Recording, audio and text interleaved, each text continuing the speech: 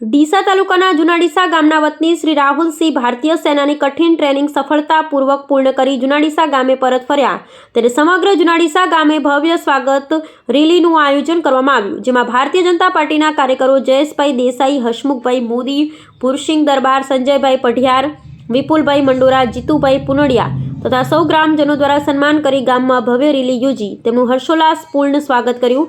તેમની વાપસીથી પ્રેરાઈ ગામના યુવાનોમાં રાષ્ટ્ર સેવાની ભાવના વધુ પ્રબળ બની અને વધુમાં વધુ સંખ્યામાં સેનામાં ભરતી થવાની ઈચ્છા યુવાનો દ્વારા વ્યક્ત કરવામાં આવી। અહેવાલ રમેશ રાણા।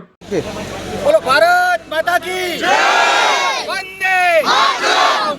મિત્રો, આજે આપણે જુનાડીસા માટે ગૌરવનો દિવસ છે કે આપણા જુનાડીસાના ભાઈ શ્રી ઈશ્વરસિંહજીનો સુપુત્ર રાહુલજી આર્મીની ટ્રેનિંગ પૂરી કરી અને માદરે વતન જુનાડીસા પધારતા સમગ્ર જુનાડીસાવાસીઓમાં આનંદ અને ઉલ્લાસ જોવા મળી રહ્યો છે અને એ આનંદ ઉલ્લાસને આજે સમગ્ર જુનાડીસાના તમામ સનાતન ધર્મપ્રેમી ભાઈઓ દ્વારા ભાઈશ્રીને છેક પાટણ રોડથી લગભગ 1.5 કિલોમીટર સુધી એક સરસ મજાની શોભાયાત્રા કાઢવામાં આવી અને ઠેર ઠેર ભાઈ શ્રી રાહુલસિંહનું અહીંયા સન્માન કરવામાં આવ્યું। ખરેખર આપણા સૌના માટે અને આજના યુવાનો માટે એક આ પ્રેરણાદાયક કાર્યક્રમ છે અને પ્રેરણાદાયક આપણને એક સૂચન કર્યું છે।